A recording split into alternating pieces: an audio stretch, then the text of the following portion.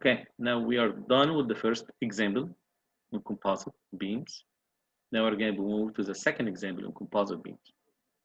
So what did I do here? It's the same steel beam, W16 by 36, like the previous example. The width now we made it 60 inches, and the thickness of the concrete slab now becomes 4 inches. Just in case, if you forgot what were the other values, let me take you back. 16 by 36, same beam, 5 inch by 87. So what do we have now? We have 16 by 36, same beam size, but using 60 inches by 4 inches. So I changed a little bit the slab thickness. I'd like to see how sensitive the beam when it comes to changing these variables, like slab thickness and width and this kind of things. Also, we don't know how we came up with this width. I don't know what is the basis behind it, but this is also one thing that I need to get to. Let me do the analysis again. It's going to be very similar to the previous problem. I need to find out the maximum tension that you'd have in the steel beam, which means AS times Fy. It's going to be this item number 2. Also, I need to see the maximum compression that you can develop in the concrete. If the entire concrete is going to be in compression and the entire steel beam is going to be in tension. Also, I need to find out summation of Q sub n. Q sub n is going to be summation of Q, is going to be the shear strength of one Nilsson stud. Summation means total shear strength for the studs. So in this case, I don't have any conditions about having partially composite or number of Nilsson studs. Besides, I'm not there yet to figure out the strength of one Nilsson stud. So I'm going to be ignoring item number 3. Now, for the tension in the steel, still as 530 kips. This is going to be AS times Fy. For the concrete now, I have new parameters for the slab. The slab now becomes 60 inches by 4 inches. So I'm going to say here, let's take here 60 inches by 4 inches times 4, which is the concrete strength, times 0.85. I have here 816. I still have here the steel yielding for the tension. The steel is going to be controlling the amount of forces that you're able to develop into the composite beam system. So I'm going to say here, I still have this 530 kips to be the maximum compression that you can develop in the concrete. Okay.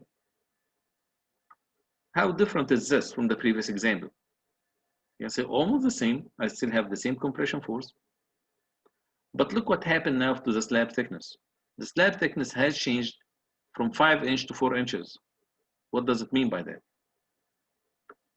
Now, the steel tension force is going to be still in the mid-height of the steel beam. I'm going to take you here back a couple of slides. Tension force is still in the middle of the steel beam. Now, this slab thickness used to be 5 inches in this example. Now, in the new example that we are covering today, we squeeze this slab thickness, we make it smaller by 1 inch, which means the location of this compression force is going to drop down. Compression force value is the same. It's going to be the same 530 kips, same as this example here.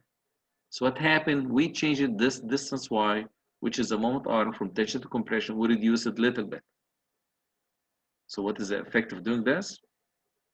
Effect of doing this, the moment capacity is going to drop down a little bit. Now I guess you'd like to use thicker slab, because when you use thicker slab, right, you're going to be pushing the compression force up. Therefore, you're going to be increasing the distance y from tension to compression. And therefore, the flexure capacity is going to be increasing. But this means that you're going to be adding more weight. So adding more weight is not good. Don't you guys agree? Yes. Yes. Yeah, adding more weight is not desirable. And also it means that you're adding more cost to it. So who would like to add more cost just to increase the moment strength by this fraction? So I'm going to say this is the reason that when you look at this idea here, you're saying this idea is good. What you're doing here, you're making the weight less. It's going to be lighter. And the reason because you're putting the metal deck this way, right? So you're cutting a part of this concrete section. You reduce the weight.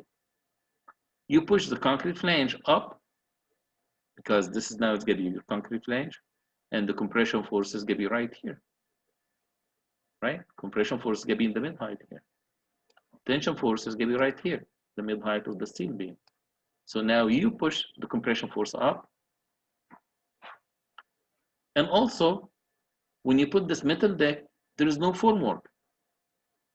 You don't need to have any formwork. You just lay the steel deck on the top of the steel beams and then anchor it nicely with this Nelson studs. And then after that, you pour the concrete. And of course, you try to avoid any shoring if possible. You don't do any shoring. You don't need to shore this from the bottom.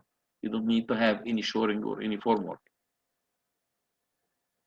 But when you have a system like the one that you're looking here at the picture, when the slab is going to be completely made out of concrete, what does it mean? It means that you're going to have here a formwork, right? Between the steel beams, you need to support the concrete while pouring it.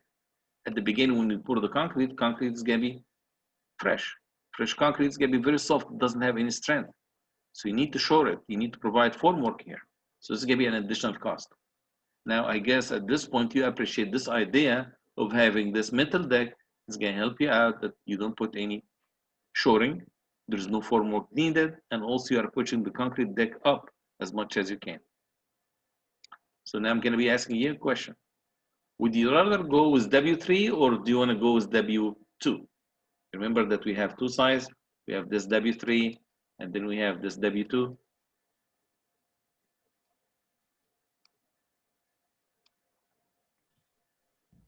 Sir, we'll go with W3 because it's bigger in size. Yeah. Yeah. So it means that you're pushing the concrete slab up by an inch. So if you have the same cost for both of them, definitely I'm going to go here with W3. So most likely when you see in construction, you're going to see W3, you're not going to see W2. Unless you have an issue with the total, I'm going to say here, concrete, deck, and beam depth. So if you like to squeeze it, if you like to reduce it as much as you can, you're going to be using here very thin concrete slab on the top, you're going to be using here W2.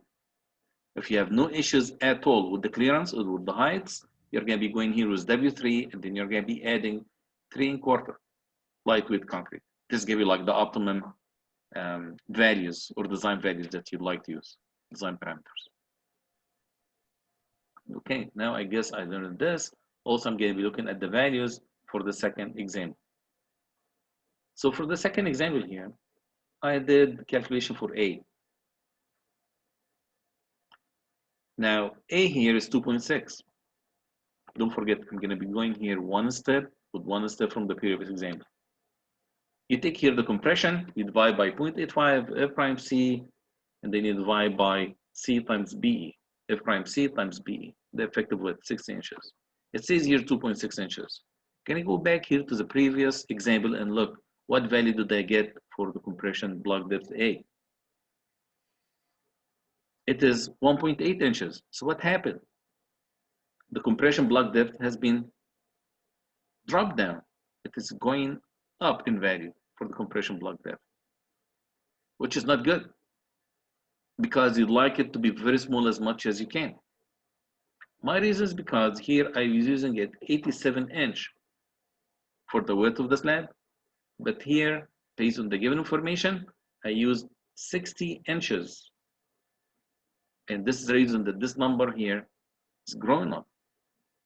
When this number is going up, what's going to happen? The compression force is going to be also coming down. Does it make sense? Yes. Yes? Okay, good. Now let me look here for the moment. Moment here is going to be equal to tensional compression, the 530 kips. Now this y distance is going to be equal to 1/2 of the 1585. You add 4 inches to it and then subtract A over 2. Your moment here that you're going to be obtaining out of these calculations is going to be in kip inch. Why? Because everything here was in kips and inches. I'd like to see the moment usually in kip foot. I'm going to divide this by 12. It's going to be 469. Don't forget to use the phi factor, the 0.9. You're going to have here 422. So now I have 422.3 kip foot as a capacity. We go back here to the previous example. How much I have? 479. It's still higher. So now you know how sensitive the system is going to be in this case. Compare here 480, roughly, let's say here 480, compare it with 422. Now you know how the system is going to be sensitive. Now you brought this down 4 inches, and so 5, you made it 1 inch less. In the same time, also you reduce the width of the concrete slab from 87 to 60 inches, and from 5 inches to 4 inches. Now just imagine that now you have some moment demand, and your moment demand is equal to 400 only, 400 cubic foot. Which system would you use? Would you use 4-inch slab or 5-inch slab? 4 inch. 4-inch. Of course, 4-inch slab. It's gonna be lighter, it's gonna be cheaper in cost. As long as the slab itself can span between beams to different, I'm gonna be going with this system here. So bottom line is, try to reduce the slab thickness as much as you can. As long as you provide the requirements for the fire rating. What is a fire rating? Something that some structural engineer would say, I don't really care about it, but it is more related to architecture design. But in my case here, I'm gonna say it's gonna be very critical because you need to coordinate with other trades. You don't wanna have here a design that later on you're gonna be changing. So for example, someone here can come and then say, I'm gonna be using this system here. I like it, it looks good, but it's not really fire rated. And after you change the design, someone's gonna come and say, oh, be careful, this needs to be 2R fire rated. So in this case, you're gonna be changing your design. You don't wanna do this. So from the beginning, you need to look at all the criteria, and part of this criteria here is not really structure related item, but you need to take care of it. Okay. Now the width. In the 2 examples here, one of the examples I used 87-inch for the width, the other example I used 60 inches. Now I need to know how do I come up with the width. The width, according to the code, to chapter I of the EGCE 360-16-2016, it says here the width is going to be the smallest of all of this. I have here 3 conditions. The first one here is going to say is going to be the tributary width. So now where is this line? It should be right in the middle between these 2 beams. And where is this line? Right between the middle between 2 beams. So let's say if this distance here to the right is going to be 8 feet, and this distance is going to be 10 feet. So I'm going to be taking here 4 feet from this side and 5 feet from this side. The width now is going to be 9 feet. This is going to be item number 2, which is the very common one that everybody's going to be starting with. It's going to be 1/2 the distance to the center line of the adjacent beam. So, okay, from this side and from this side. Now the question, how about this beam here? So I'm going to say, how about this beam if I'd like to work on this beam? Right? This is going to be an edge beam. There is not here on this side. So I'm going to say, in this case, you just take here one side only. Right? So the spacing is typically of 10 feet. This width here is going to be equal to 5 feet. And it's going to be like an L shape. We have seen this before. You can show this here for quick in some of our details. And you can look it up for quick. This shouldn't be a problem. It's going to be like in this case. So in a case like this, you have the concrete slab is going to be on both sides. So in this case, you take center line to center line, or 1/2 the way to 1/2 the way. How about here in this case? We're going to say now from this point to the next point to mid the way is going to be maybe 5 feet. And here you have maybe a foot you can consider. So you can add it. So in this case, if this is going to be the edge beam, and let's say this is going to be 5 feet from the center of here to the center of the beam, you can say this is 5 feet, and you may have an edge condition, you may have a concrete piece like this. So I'm going to say, okay, take this 12 inches with you into account. Therefore, the slab width in this case for this beam is going to be 6 feet. Any questions on this? Professor, I just missed the first one, the 1/8 of the span of the beam span. No, I'm coming back to it. I'm just covering this because this is like the easy stuff I'm going to start with. the stuff that makes sense, right? Okay, thank you. All right. Will the edge always have about a 1 foot separation, or will that be given? This is usually a foot, but usually it's also going to be given. In most designs that we do, usually we take it as 1 foot. And just so you know, it depends on the width of the flange of the steel beam. So the typical width of the steel beam flange, I'm going to say here, is going to be ranging between 5.5 inches, 6 inches to maybe 8 inches. So from here to here, it could be maybe 4 inches, right? Now, after this, you'd like to put the curtain wall. What's the curtain wall? The exterior wall of the building, right? If this is going to be the edge, you may put here a wall. The wall is going to be like passing like this. This is going to be the floor level, and this is going to be the wall, right? You don't want this to be, let's say, at 2 feet away from the center of the beam. So you don't want this distance from here to there, right? To be like 2 feet. 2 feet is going to be too much. A good number usually is going to be 12 inches, maybe 16 inch. You add 4 inches, maybe 18 inch max. But to optimize your design, I'm going to go here with 12 inches for this width. Are we good? Perfect. Thank you, Professor. All right, no problem. So I guess now I covered 2 and 3. 2 is going to be very specific to this beam only, right? To the edge beam. Excuse me, 3 is going to be specific to the edge beam. 2 is going to be specific to all other beams, like in the middle, interior beams. There is a very important here condition that says 1/8 of the beam span, center to center of supports. I'm thinking, maybe I need to read this again. It says the effective width of the concrete slab shall be the sum of the effective widths for each side of the beam center line, which means from this steel beam to this line here is going to be also a maximum of the span divided by 8, 1/8 of the span. So from this side is going to be 1/8, and from this side is going to be 1/8. Total width is going to be 1/4. So for any intermediate beam, it's going to be 1/4. For the edge beam, it's going to be 1/8. Because you just take 1/8 from each side. This is exactly what it says here. Each side of the beam. This is why I put it in a red box. So you guys take a note of it. Okay. Let's hear the next example. In this example, it says that you have composite floor system consists of W18/35 steel beam. The typical spacing is 9 feet. Here the spacing is equal between beams. In most designs, it's going to be equal. Just going to show you this again. This is going to be the homework that we are working on. And in the homework, they're not really equal. Look at this. That was very specific. And look also at the columns. You have a couple of columns here, 2 columns here. I mean, and then you have all of this beams is given an angle, kind of skewed, right? And this given skewed. That was very specific project in San Mateo that you have done there. And it's kind of complex plan view, if you like.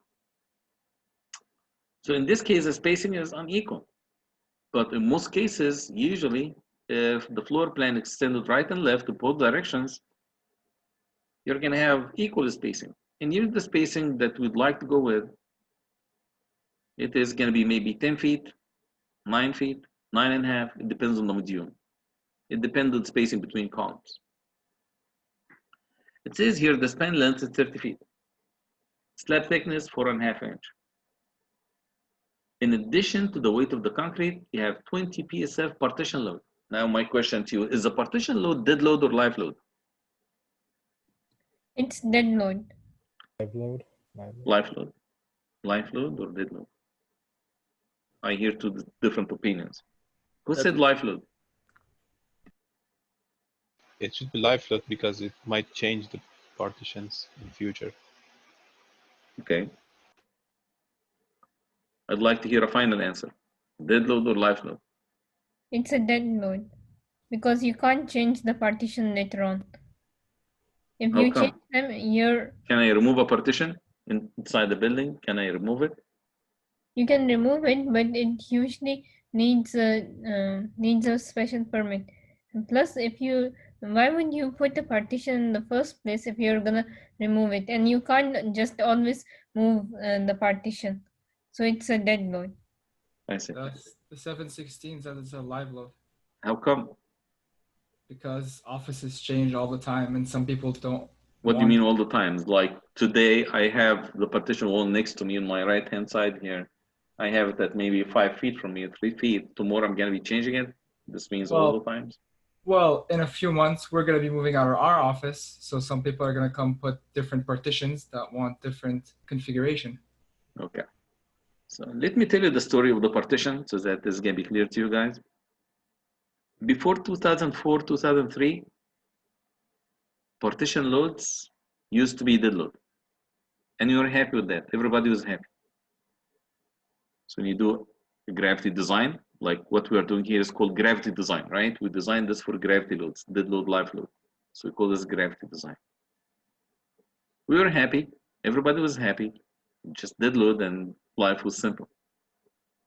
Starting in 2004, all of a sudden we see a code section that says now partitions is going to be minimum 15 PSF and you consider it as live load. I said, okay, live load, this is fine. But does it mean when it comes to seismic design, I guess you guys are aware of seismic design, right? If you like to do seismic forces, you need to figure out the self weight of the structure. Dead load, we call seismic weight, right? So when it comes to seismic weight, they said, well, usual seismic weight is going to be the dead load. Live load is not part of the seismic load, right? Or the seismic weight. They said in this case, if you like to do seismic design, take the partition weight with you, which means consider it to be dead load. So if you're doing here seismic design, it's going to be dead load. If you're doing gravity design, it's going to be live load.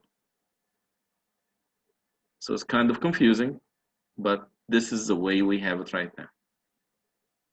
Now let me look at what I'm doing. Is this seismic design or gravity design? Do I design for dead load and live load, or do I design for seismic forces? Gravity. I'm doing here gravity design. So for me, it's going to be live load in this case. Only in this case. Now the code says minimum 15 PSF. Another question. How about I calculate out it turned to be 10 PSF only? This is what I'm using. Should I use 15 or 10? 15. 15, because the code says minimum 15. How about I did my analysis, turned to be 20? Should I use 15 or 20? So 20. it's going to be 20 because it says minimum 15. Now I have it 20, so I need to use it as 20. So if I give it to you in the example or in your project to be, let's say 17 or 18 PSF or 20 PSF, use whatever is given to you as long as it is more than the 15 minimum code value. Okay. It says here live load of 120 PSF light manufacturing. They tell you the occupancy. What does it mean by the word occupancy? Occupancy, if I say residential, if I said office, if I said manufacturing, this can be the occupancy. Just, you know, in the code, if the live load is 100 PSF or more, do not reduce it. Now, should I take this and reduce it? You say no. Why? Because live load is more than 100 PSF. In the homework you have, you were able to reduce it because it was given to you as 50 PSF. In office, it's okay to reduce the live load. In this light manufacturing with more than 100 PSF or 100 PSF or more, do not reduce it. So it's just going to be using as is. The strength of the concrete is 4K sign. It says here, investigate typical interior beam for compliance with AISC specification. Did it say here lightweight or normal weight concrete? There's no indication whether it's going to be dead load or whether it's going to be lightweight or normal weight concrete. So in this case, I'll consider it to be normal weight concrete. Also, it says assume full lateral support during construction. What is that for? Lateral support of what? of the top flange. You know, usually you have this problem of the top flange while you are pouring the concrete. If the top flange is not braced, and the good thing now, this is braced by the metal deck and the studs, so this is gonna make big difference here during construction. Because they say here, compliance with the AIC specifications if no temporary shores are used, which means you're not shoring the steel beam. So now we have two load cases. The first load case is going to happen during construction. During construction, you're going to have dead load, and the dead load in this case will not include the partition, right? Because partition is going to be live load. Dead load is going to include what? It's going to include the weight of the concrete. You're going to put it, it's going to be fresh because concrete is going to be wet, has no strength at all. You have the weight of the metal deck, but here we don't have metal deck, we just have concrete slab. And we have also the concrete weight. So you have the steel beam weight, concrete weight, this is going to be the dead load.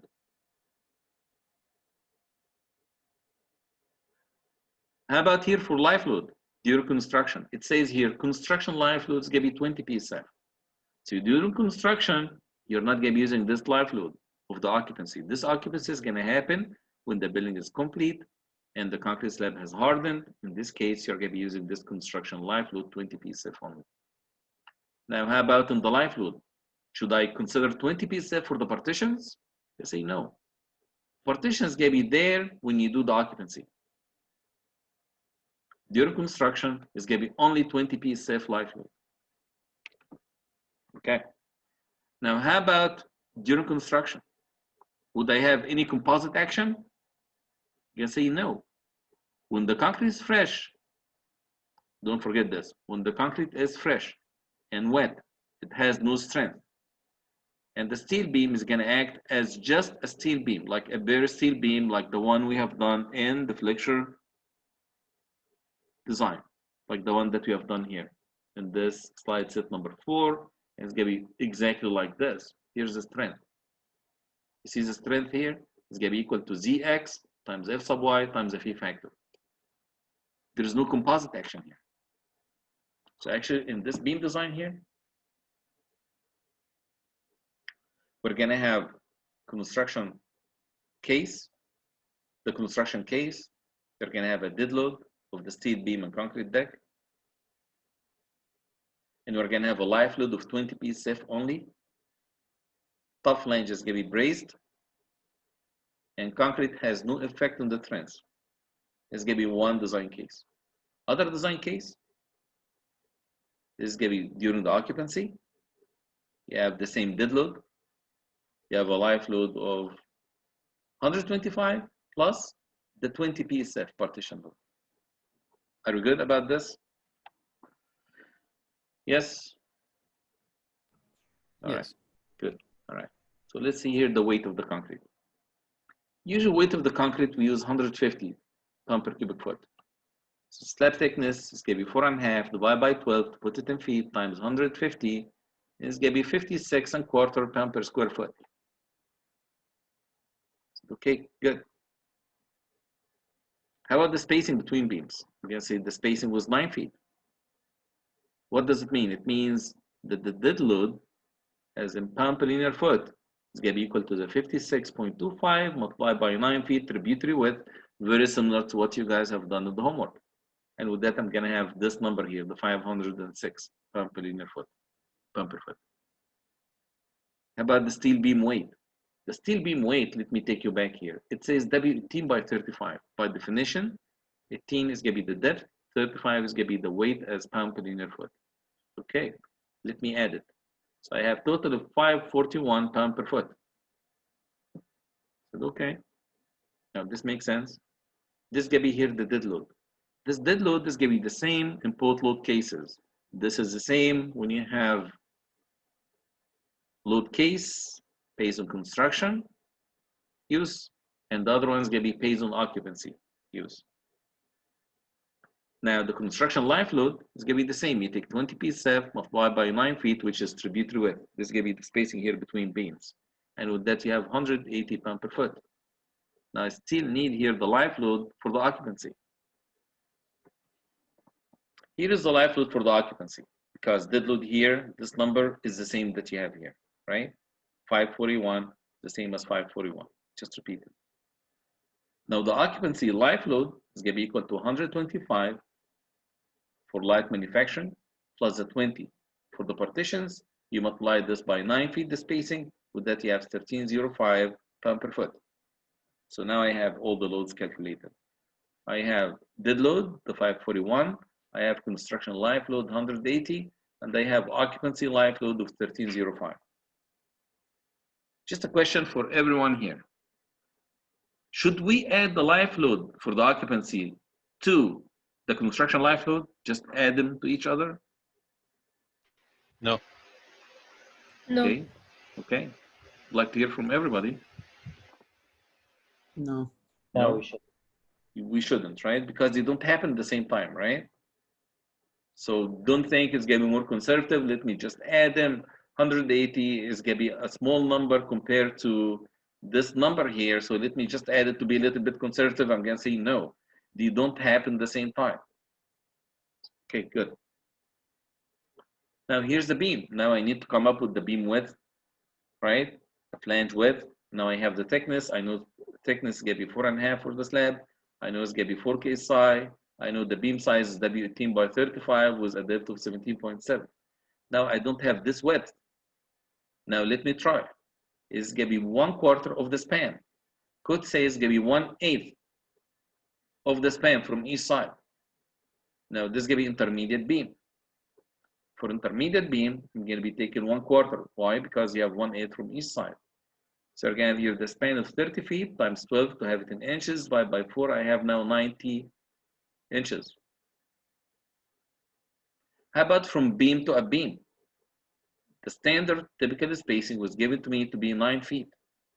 So I'm going to say the natural boundaries, which means tributary width for the beam is going to be equal to 108 inches, which is 9 times 12. Now, which one controls? It's going to be this 9 inches. How about the third condition? I'm going to say, well, let me take you back to that slide, just to remind myself and to remind you. It says here, distance to the edge of the slab, and this happens only in this beam, so it doesn't apply to us. You can say, okay. It means I'm going to be taking here this 90 inches to be the width of my concrete slab. Any questions? Yes? I just have a general question. Like in this example, we don't have a Verco deck.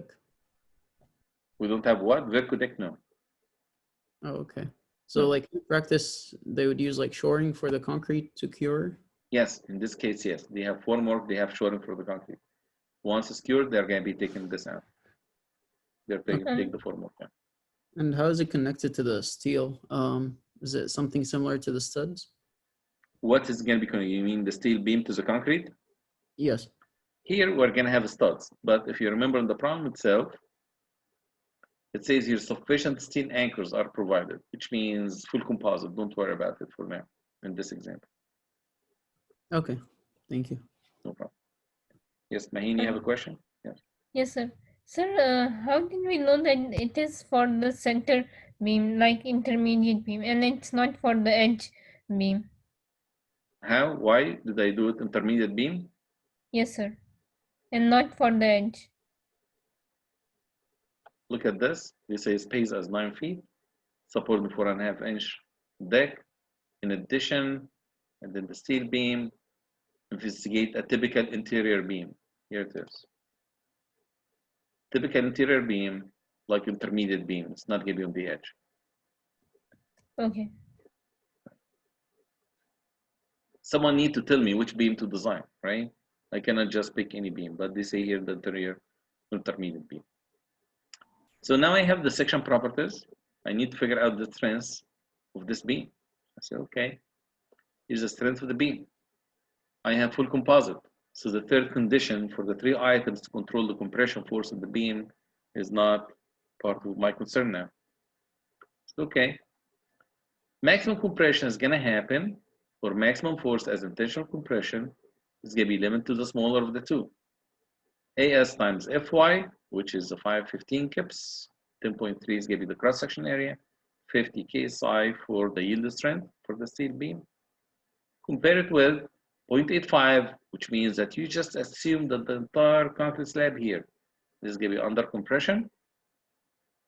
So you're going to be taking 0.85 F prime C, 0.85 times 4 KSI, multiplied by the 4.5 inch concrete deck thickness, times 90 inches for the width of the concrete slab.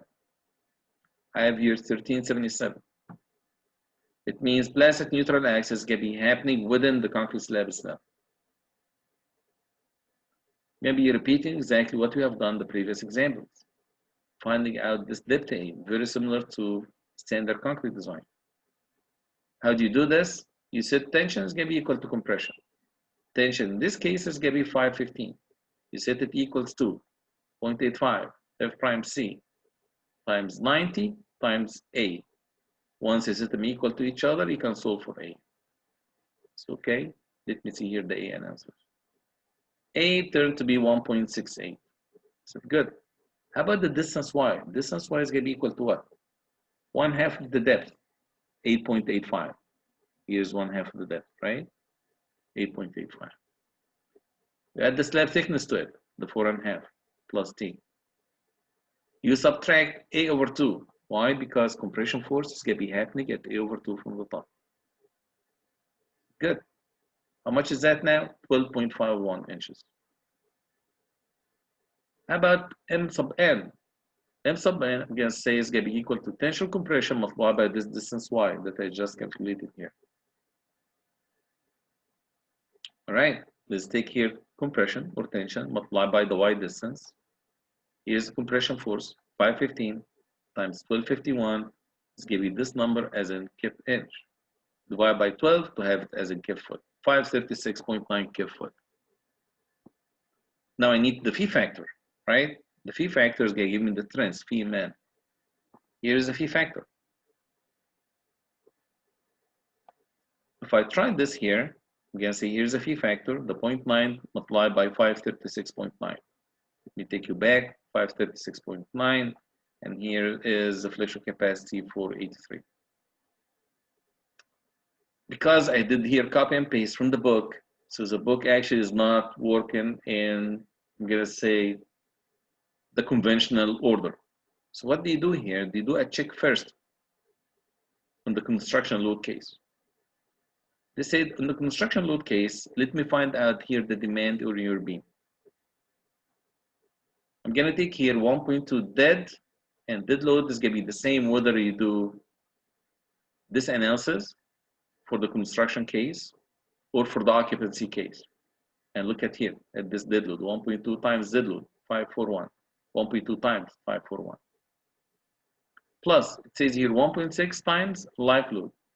Now, where is this life load come from? Just to remind you, is equal to 20 PSF, construction life load, multiplied by 9 feet for the tributary width. And with that, I have 937 and fraction pound per foot. Now, find out the moment, W squared divided by 8, right? You take this number here, divide by 1,000, so that's going to be now in kip foot, times 30 squared, L squared, divided by 8, simply supported beam. My moment here equals 106 kip foot.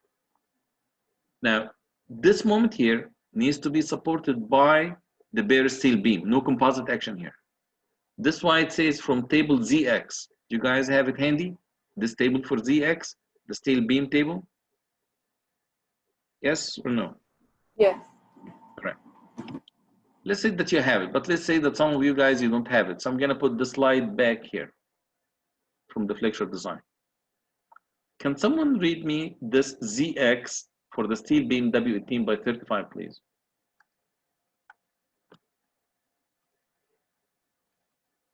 Can someone help with, please, with this?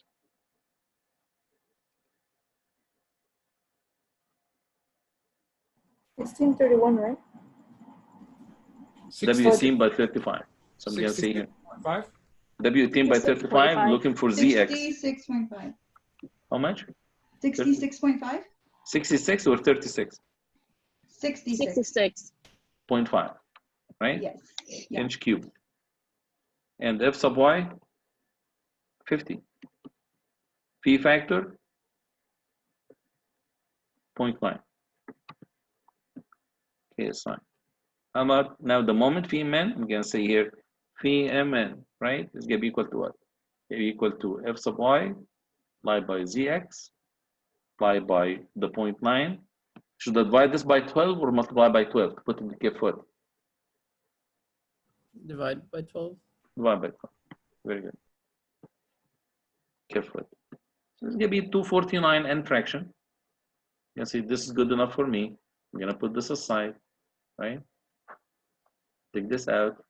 Look at the number I'm getting here from the table.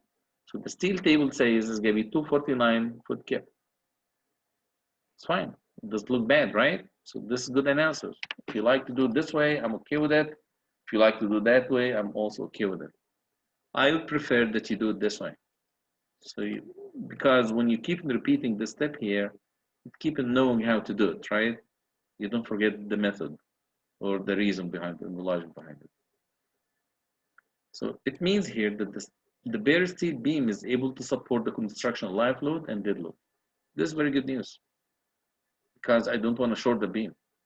If I have trouble with this one, I'm going to say, let me short the beam during construction. I'm going to put a post right in the middle of the beam, or maybe a couple of posts, and then try to short this beam here. So good. How about during occupancy? During occupancy, I'm going to be doing here M ultimate, W squared divided by 8. Now here's 1.2 dead load plus 1.2 live load, and this number here is going to be the occupancy live load, the 125 times 9 feet for the tributary width, and then you add the 20 PSF, which is partition load. Ultimate moment equal to 308, like 3 times in this. This is going to be a big number here.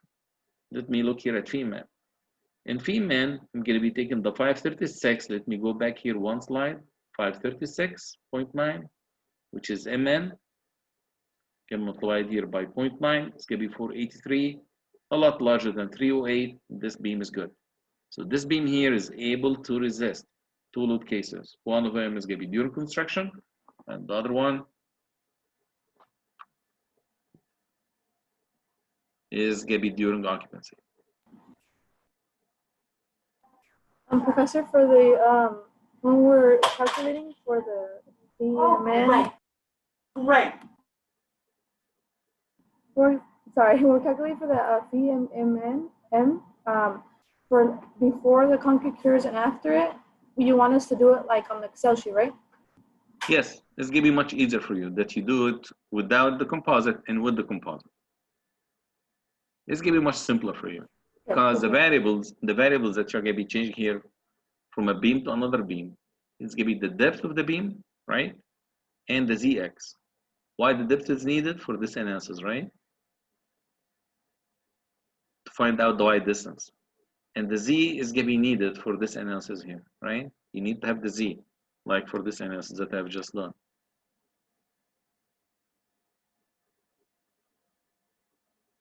Does it make sense? Yes? Yes, it makes sense. Okay, good. All right, how about the shear check? I said, yeah, this is what we need, right? We cannot ignore this. We're going to be taking this W ultimate. Is this now for the occupancy or this is going to be for the construction life load? Look at this, 2738.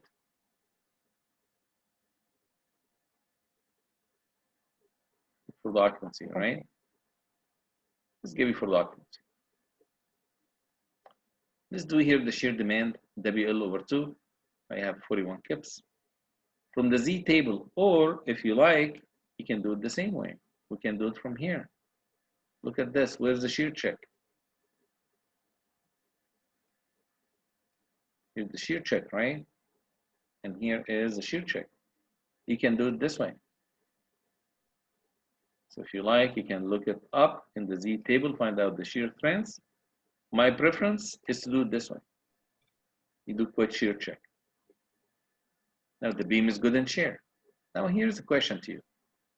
When you do the shear check, we did it only in the occupancy load. How about the construction? Why didn't we do it for the construction? load case?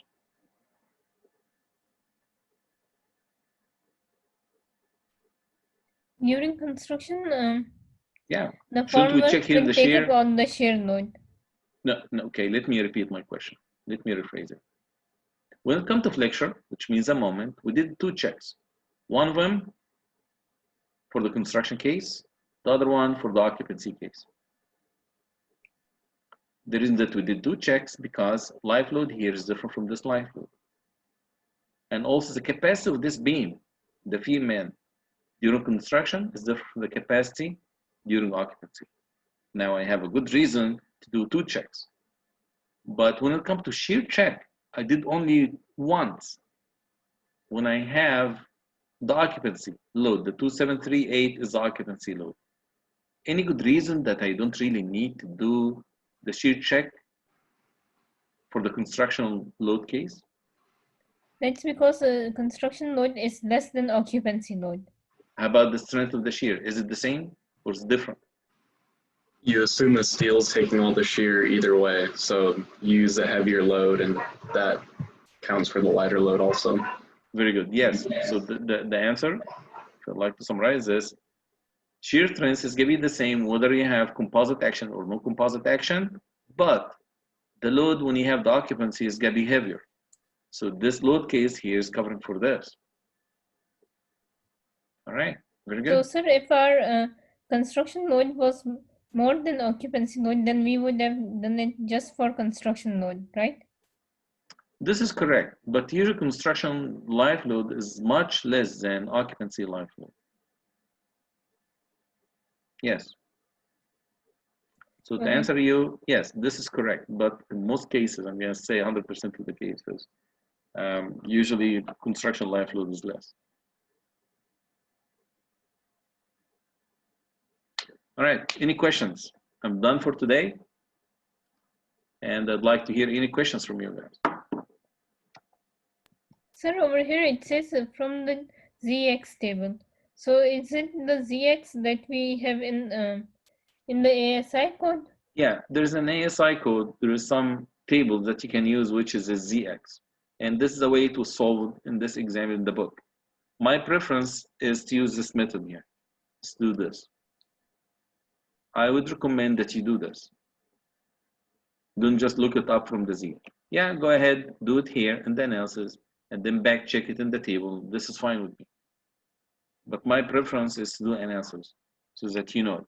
You're not doing here for an actual design case. You're doing this to learn. So let's just do it based on this. Okay. Professor, how did we use it for the shear? What do you mean, how did we use it for the shear? In the table, in the ZX table, you're going to see here a shear check, right? And it shows here PVN. You're going to see it there. If you have the steel book handy, do you? I do, but I can't find the table. In the ZX table? It's in the beam section of the pages 319, 3-19. All right, thank you. Okay, thank you.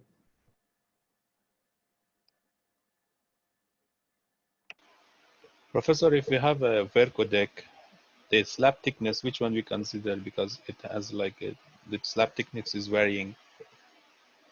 You're going to be using the top piece of the slab thickness. You're not going to be using the middle. So let me take you back here. So in a case like this, right, you're going to be using this only. This gives you your slab thickness when you do your analysis. This gives you this for the analysis. This usually, most cases, we're going to ignore it.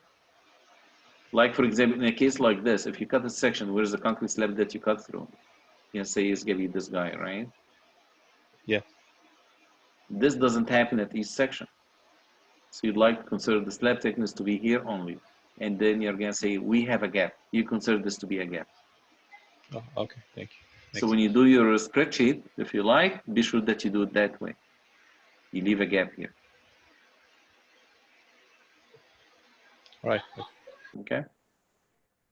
Some people would like to go in more details and more sophisticated, and they're going to be doing what? One compression force here.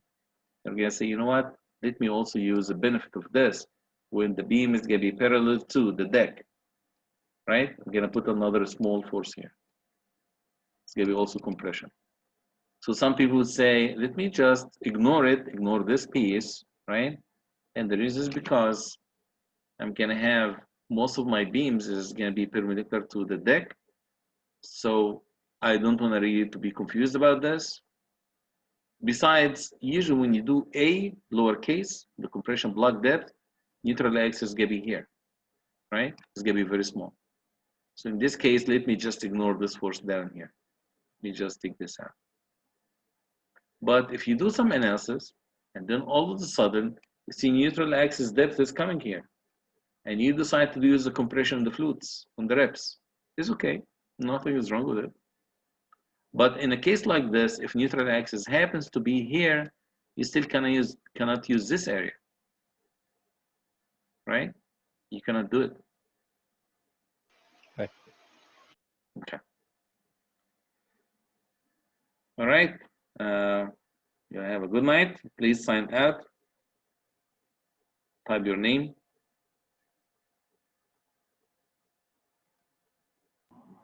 Thank you, Professor. Thank you. Have a good evening, Professor. Okay, you too. Good evening to you. Professor, I kind of came in late for attendance. Okay, hold on. Stay with me. Give me a second.